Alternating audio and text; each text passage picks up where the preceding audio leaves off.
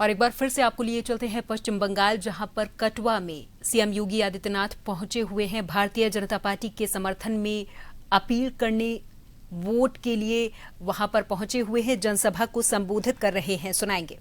के विकास में पैसा नहीं लगता है और इसीलिए मैं आज आप सबका आह्वान करने के लिए आया हूं, आपका आह्वान करने के लिए आया हूं।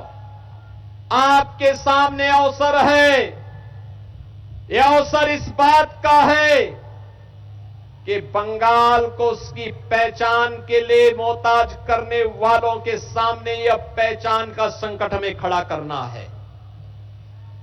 बहनों और भाइयों, बंगाल को उसकी पुनर्प्रतिष्ठा दिलानी है, बंगाल को फिर से विकास के पथ पर अग्रसर करना है और इसके लिए डबल इंजन की सरकार चाहिए। डबल इंजन की सरकार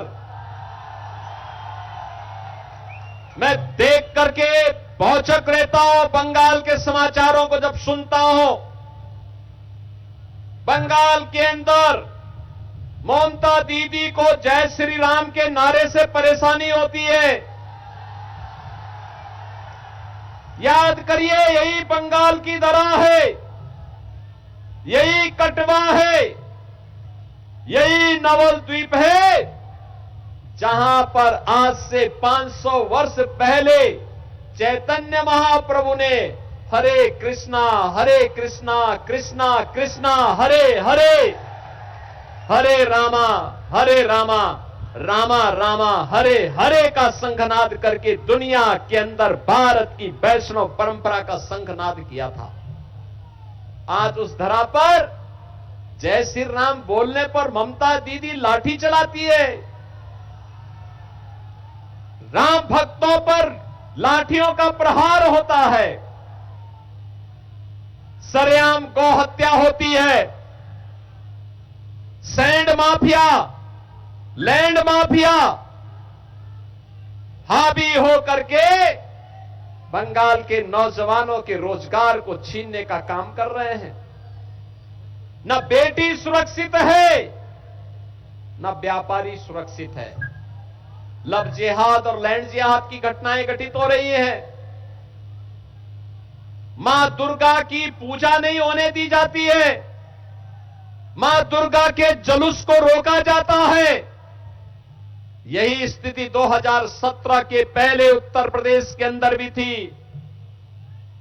उत्तर प्रदेश के अंदर बहनों और भाइयों, यही स्थिति हुआ करती थी। पर्व और त्योहार के पहले उत्साह नहीं, उपद्रव होने लगते थे। नौजवान के लिए नौकरी और रोजगार नहीं था, अन्नदाता किसान आत्महत्या कर रहा था। कर्फ्यू और दंगों के कारण महीनों महीनों कार्य ठप रहता था। राम भक्तों पर गोली और लाठी चलती थी। बहनों और भाइयों, उत्तर प्रदेश बीमारू राज्य हो गया था। न शिक्षा थी, न स्वास्थ्य की सुविधा थी, न उद्योग धंधे थे, लोग पलायन कर रहे थे। 2017 में प्रधानमंत्री मोदी जी के आह्वान पर उत्तर प्रदेश में डबल इंजन की बीजेपी की सरकार बनी और आज उपद्रव नहीं, उत्सव है। उत्तर प्रदेश में न कर्फ्यू है, न दंगा है, यूपी में अब सब चंगा है। यूपी में आज के दिन पे देश के सबसे ज्यादा एक्सप्रेसवे हैं और यूपी में एक्सप्रेसवे का निर्माण करने वाला बुलडोजर, बहन और भाइयों, केवल एक्सप्रेसवे का ही निर्माण नहीं करता है। ये जितने माफिया कांग्रेस सपा ने पाले थे, इनकी हड्डी पसली को कुचलने का काम भी यूपी का बुलडोजर करता है, सड़क का निर्माण करता है। वहां गौ हत्या नहीं हो सकती, वहां सड़कों पर कोई इफ्तारी नहीं कर सकता, वहां पर सड़कों पर कोई नमाज भी नहीं पढ़ सकता।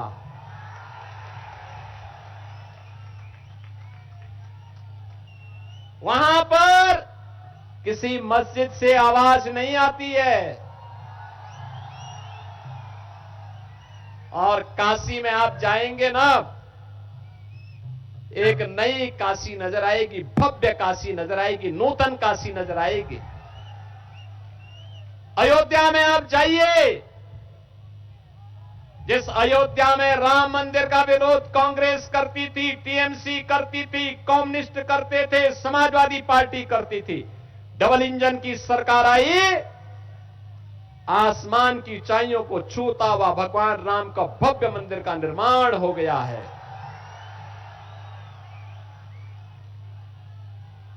अब उत्तर प्रदेश में नौजवान के लिए रोजगार और नौकरी है। 9 लाख नौजवानों को सरकारी नौकरी दी है हम लोगों ने।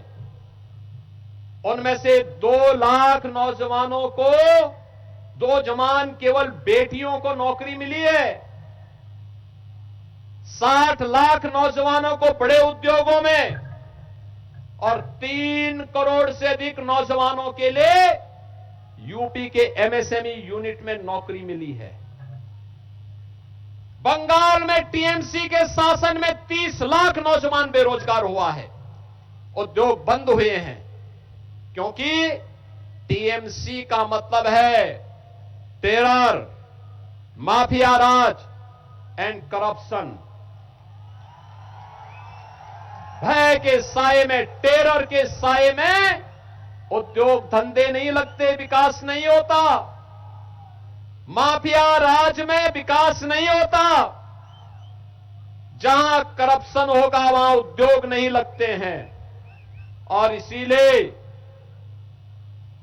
टीएमसी मुक्त बंगाल इस भाव के साथ 23 अप्रैल को बंगाल के अंदर पहले चरण का मतदान हुआ है।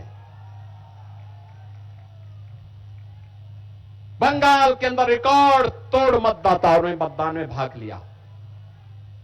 152 विधानसभाओं में चुनाव, और रुझान बताते हैं 4 मई को जब ईवीएम खुलेंगे तो कमल ही कमल हर जगह खिलता हुआ दिखाई देगा। डबल इंजन सरकार बनेगी तो टीएमसी के गुंडों को सिर छुपाने के लिए जगह नहीं मिलेगी। और मैं तो देख रहा था कि कल टीएमसी के बहुत सारे गुंडे अभी से अपने लिए काम धंधे की तलाश कर रहे हैं। कोई सोच रहा कहां मैं पंचर की दुकान बनाऊं, और कोई अपना झाड़ू लेकर के अब बंगाल की सड़कों पर झाड़ू लगाते हुए दिखा करके अपनी जान बचाने के लिए फिरते फिरते रहेंगे। आपने देखा होगा इनकी गुंडागिर्दी को, कैसे इन्होंने बीजेपी के नेता श्री शुभेंदु अधिकारी पर हमला करने का दुस्साहस किया। बहनों और भाइयों, मैं तो अभिनंदन करता हूं आपका। इस अराजकता के खिलाफ आज बंगाल मुखर होकर के सामने आया है। यहां पे हजारों की भीड़ इस बात की गवाह है। इतनी भीषण गर्मी में आप लोगों ने प्रतिकार का जो तरीका अपनाया है टीएमसी के खिलाफ, गुंडागिर्दी के खिलाफ, अराजकता के खिलाफ, खुले आसमान के सामने खड़े होकर के ये आपकी साधना है। और इस साधना की सिद्धि 4 मई को जरूर मिलेगी आपको, कोई आपको रोक नहीं सकता है। और इसीलिए मैं आज आपके पास आया हूं आपसे कहने के लिए, अब बंगाल में मोदी जी के द्वारा भेजे जाने वाले पैसे का बंगाल के विकास में ही वह खर्च होगा, कोई कटमनी उससे लेने का साहस नहीं कर पाएगा।